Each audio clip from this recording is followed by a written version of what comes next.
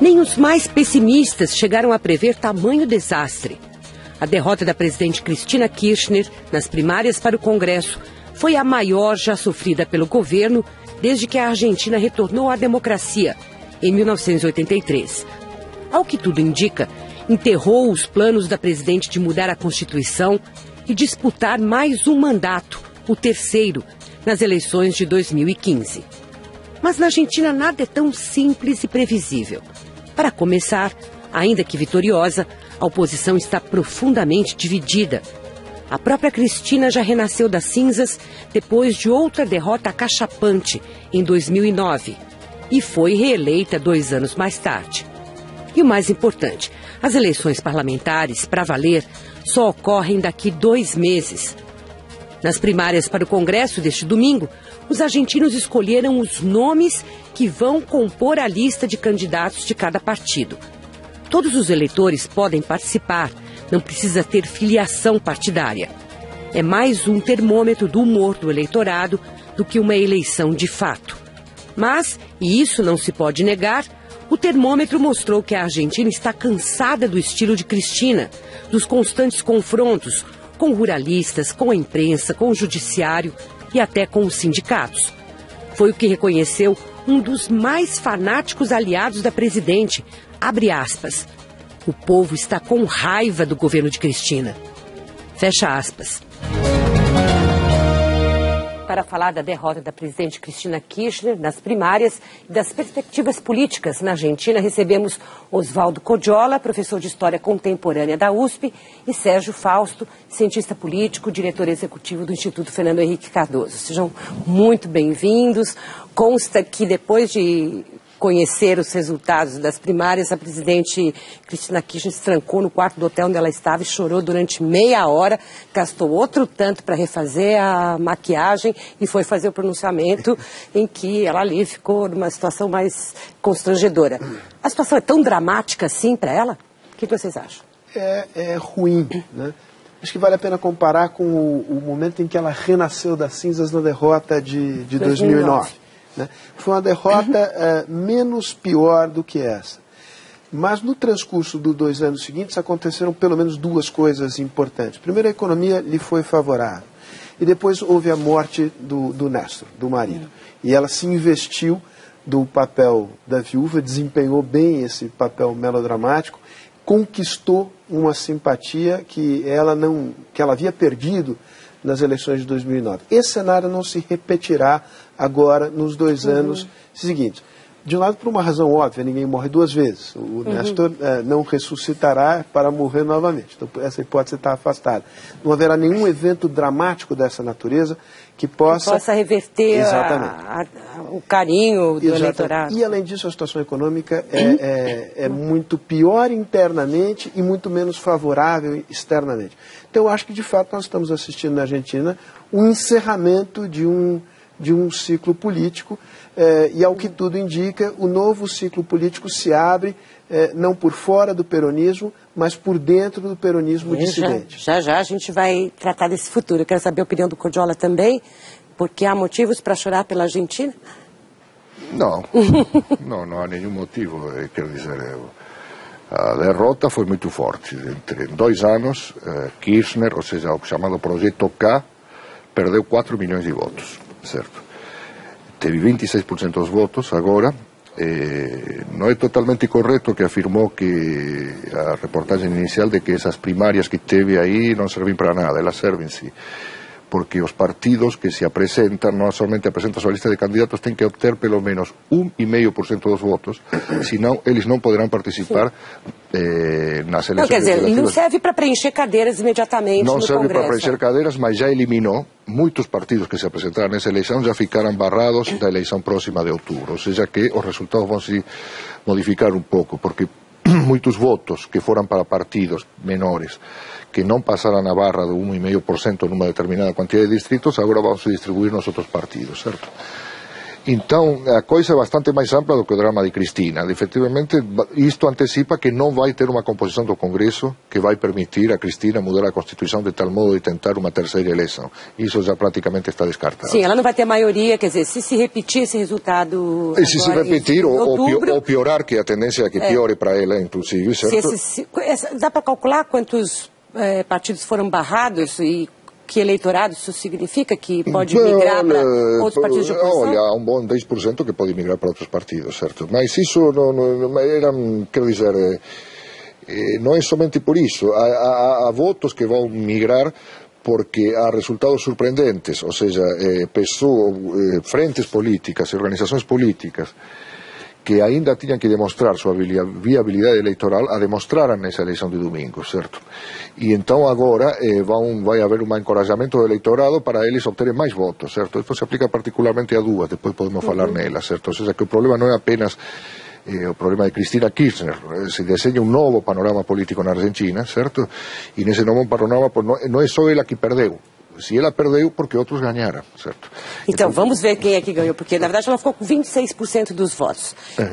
Ela foi a primeira coligação, de fato, ela chegou em primeiro lugar, só que há 74% do outro lado. Quem são essas oposições?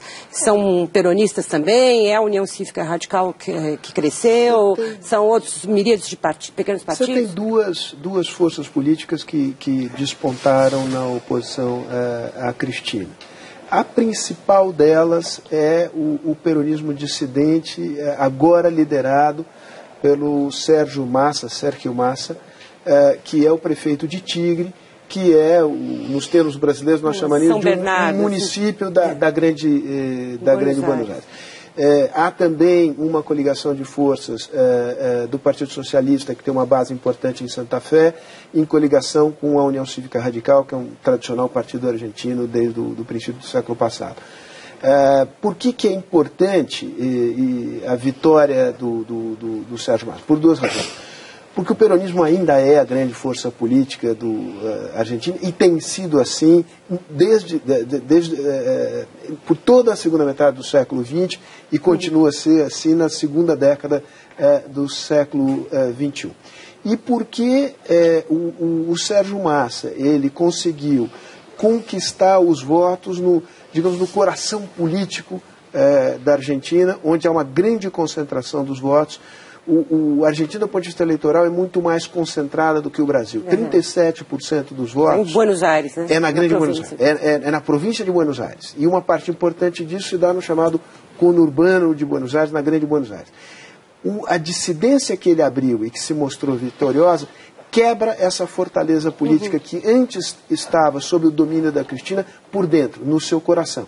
Então ele aparece claramente como um candidato competitivo para as próximas eleições presidenciais de 2015, num cenário em, como bem observou o Codiola, ela não tem mais condições de mudar a Constituição, porque ela não terá a maioria de 2/3 necessários no Congresso.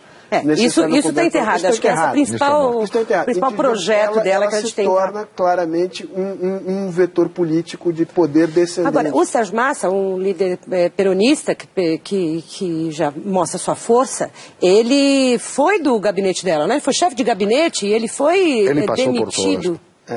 Em primeiro lugar, eu sou nascido no Tigre, certo? Então a coisa me toca muito de perto, certo? Eu nasci no Tigre. É do conurbano norte, que é considerado o conurbano mais rico, ou seja, quando se diz o bairro norte, certo? Os bairros mais historicamente peronistas são os que estão ao sul, né? Avellaneda, onde situava o que seria o ABC. Aqui as grandes fábricas, já não é mais, certo? Já as grandes fábricas daí desapareceram, mas historicamente essa era a região. Massa tem 41 anos. Vem da UCD, que era o partido de Álvaro Alzogaray, que eram os chamados gorilas na Argentina. Ou seja, os gorilas são os que fizeram, digamos assim, a ala civil do golpe que derrubou Perón em 1955. Por que são chamados de gorilas? É muito engraçado, mas nos tomaria algum tempo, certo? Tirate piada, é uma piada, na verdade. Da UCD passou para o menemismo, para o kirchnerismo, ou seja, não vem do tronco histórico do peronismo. Numa palavra, ele um adesista. É uma adesista, não. Ele é um político profissional, jovem, certo? Que evidentemente que soube passar por diversos governos ele dirigiu a ANSES, que é o instituto que se encarga da Seguridade Social, foi eleito, inclusive ele esteve muito vinculado a Kirchner, certo? Foi Kirchner que lhe pediu que continuasse nesse cargo, etc. Bom, ele foi nomeado pelo Dualde e continuou. Nomeado pelo Dualde, eleito deputado e não assumiu a deputação para poder continuar nesse instituto, certo? Que houve tudo, mas que tem muita importância, porque reúne muito dinheiro. Então, o dinheiro da ANSES, assim como o dinheiro da Previdência Social no Brasil, foi usado para muita coisa, certo? Então, é um posto-chave na Argentina. Então, ele é um homem de Estado, ou seja, uma pessoa que já tem um trânsito muito longo já no Estado, e por isso que mesmo sendo moço. Mesmo sendo tão moço, já tem um trânsito bastante longo pelo Estado, conhece, e a cisão dele teve um impacto tão forte. Mas parece que foi justamente a vitória dele que abalou tanto a Cristina, não é? Por isso, porque é como se saísse da própria, porque isto é o projeto K. É um dissidente que venceu. Exato, é um dissidente, ele vem do próprio ventre dele, é uma costela dele, invertendo Adão, certo? Este é um Adão que nasceu da costela de Eva, certo? Isto é na verdade. Então, é a própria costela dela que criou aquele que o derrotou eleitoralmente. Mas não é só ele, também tem essa coligação de centro-esquerda, com Hermes Wiener da província de Santa Fe, certo?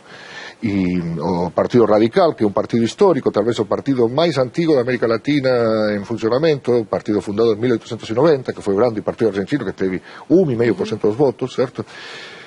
E há, em segundo lugar, há também uma oposição de centro-direita, que está encabeçada pelo prefeito de Buenos Aires, que é Macri. Que também, historicamente, é o presidente do Boca Juniors, o que lhe dá toda uma... porque futebol e política, porque nem aqui, mais que aqui, estão muito vinculados. Esses são os nomes que estão aí no jogo. Não somente esse. O Macri tem uma irradiação mais limitada. Limitada à capital federal, ele não passa no interior, ninguém...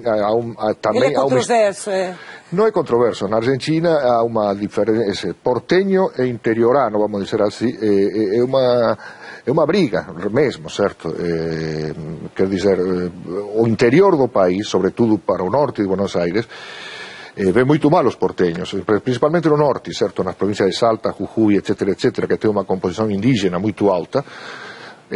Ainda as consequências, Buenos Aires é a cidade dos brancos, é a cidade dos velhos colonizadores brancos em geral, não são os descendentes dos colonizadores, que sobraram muito poucos, senão dos imigrantes italianos, judeus, europeus orientais, todos esses que são os de Buenos Aires, que têm uma cultura, o tango, que é totalmente diferente da cultura de Mercedes Sosa, de todo do norte, certo?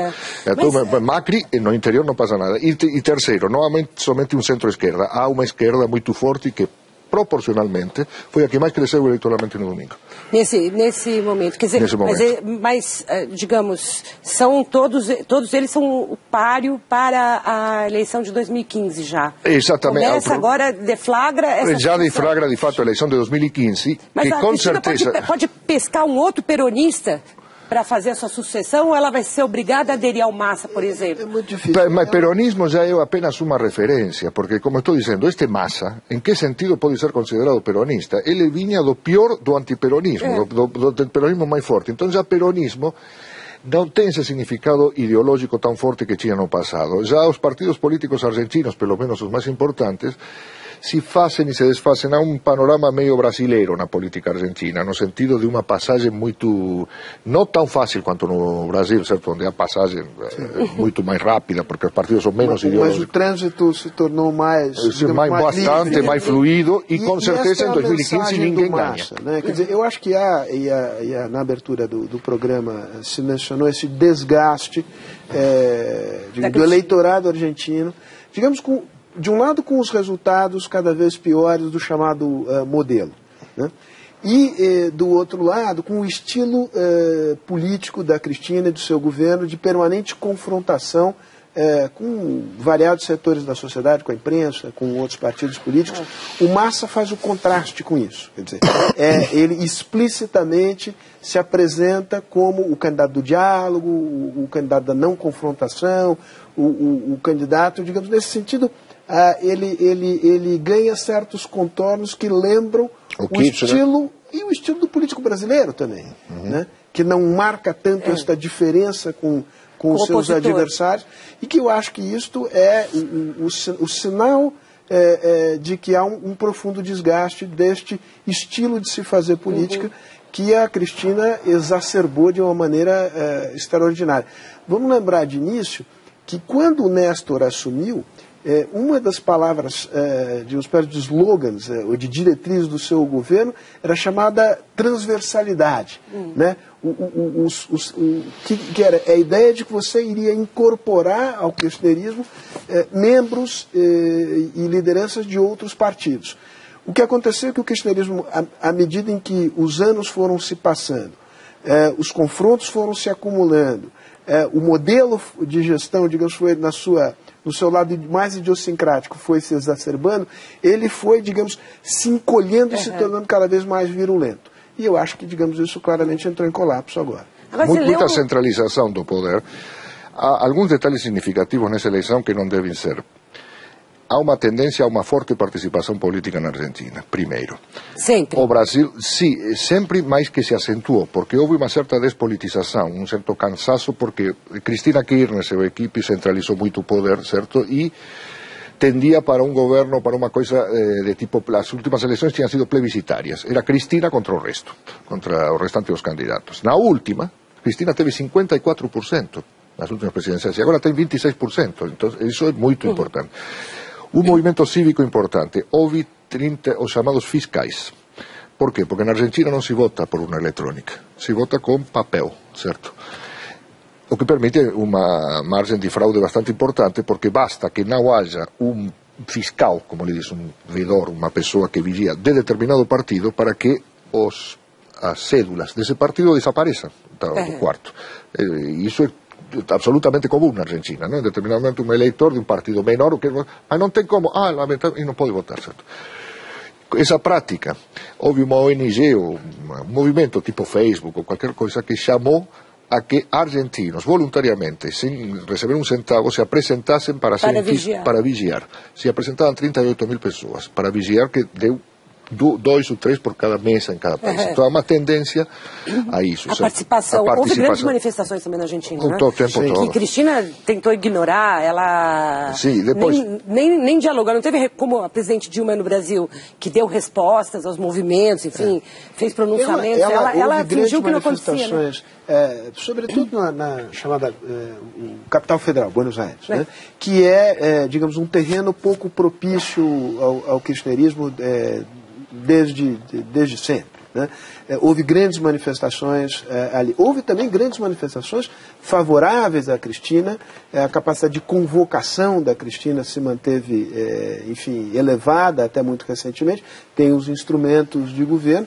E como diz o Codiola, quando você toma essas manifestações com proporção da população argentina e as compara, por exemplo, com as manifestações ocorridas no Brasil, isso, digamos, as manifestações da Argentina têm uma amplitude muito maior do que aqui. E há, de fato, uma intensificação do interesse e da participação política na Argentina nesse momento, mas que foge ao controle do governo. Esse é o dado essencial.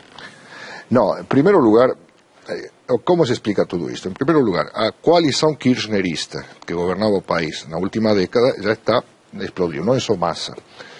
Massa traduziu em termos eleitorais. O principal dirigente sindical argentino, Hugo Moyano, né, dirigente da CGT e do Sindicato dos Caminhoneiros, está rompido também com Cristina. Então a coalição política acabou.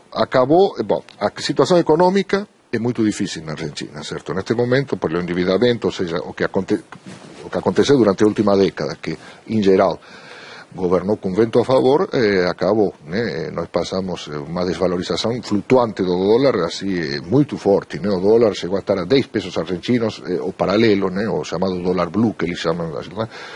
Atualmente está em 8, enquanto que o oficial está em 5,50. Ontem fechou a 8,75, o paralelo. O oficial a 5,56. 5,50. Esse é um desequilíbrio terrível na vida. É uma desvalorização, tem uma escassez de divisas enorme, um racionamento de divisas, uma brecha cambial, para usar o jargão em espanhol, enorme, e uma inflação que já passou, digamos, do patamar dos 20, caminha para o patamar dos 30. Não, é mais do que isso. Na verdade é o seguinte, a inflação é complicada, porque tem assim, essa inflação que oficialmente está acima de 20%, contabiliza toda uma série de tarifas que são tabeladas na Argentina, que não aumentam.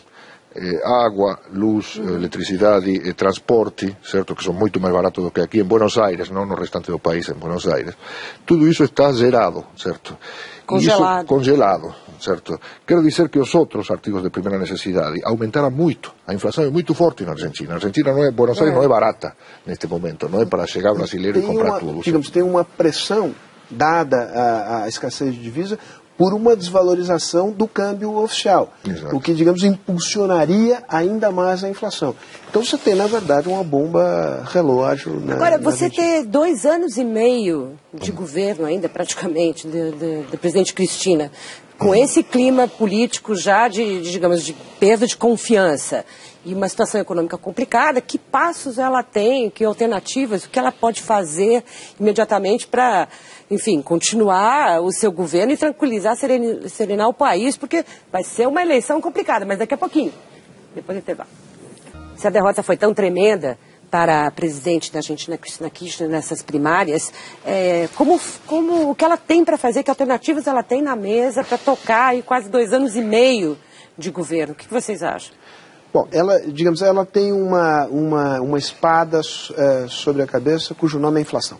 Quer dizer, se ela perdeu o controle sobre o processo inflacionário, se abre a possibilidade de um cenário dramático como foi o final do governo Alfonsín, de uma antecipação da entrega da presidência, de antecipação de eleições, da entrega do mandato. Mas para sem maioria na Câmara, sem maioria no Senado, com o povo já dizendo que não a quer. Ela precisaria, digamos assim, procurar fazer justamente o inverso do que ela tem feito. Quer dizer, buscar mecanismos de diálogo e de concertação política com o setor privado e com os partidos da oposição, digamos assim, para atravessar este período em que é um período, digamos, de ocaso político dela, né, de crepúsculo político. O que torna difícil acreditar que ela fará isso é que isso contraria a estratégia, a personalidade, as formas de aliança de fazer política que ela praticou ao longo dos últimos 2 mandatos. E ela não tira vantagem do fato de que as oposições estão tão divididas, ou seja, que não há, evidentemente, uma alternativa clara para ela? Nos próximos 2 meses vão ser de extrema politização na Argentina. E eu quero fazer notar uma coisa. O resultado destas eleições na Argentina, em parte, sentiram o impacto das grandes mobilizações em junho no Brasil, certo? Porque eu diria que puxaram o quadro político também, em certo sentido, para a esquerda. Certo? A esquerda não a centro-esquerda, mas a esquerda, certo? A frente da esquerda, fez uma eleição espetacular, que é 100%. Obtendo na capital do norte do país, a mais importante, que é Salta, obteve 18% dos votos. Em Santa Cruz, que era o reduto dos Kirchner, no centro petrolero, chegou a praticamente 20% dos votos. Isso é um dado político também bastante recente e bastante novo na Argentina, se bem que se trata de uma esquerda já de longa trajetória. Então aí há outros candidatos, não? Ou seja, o cenário é bastante mais complexo do que parece. A inflação está condicionada pela dívida, que está explodindo e que tem sido coberta con fondos de ANSES, con fondos públicos, etc. Está condicionada, en fin, pelo déficit comercial, que está muito forte. Esses são fatores que, até certo ponto, estão fora de controle de Cristina Kirchner, certo?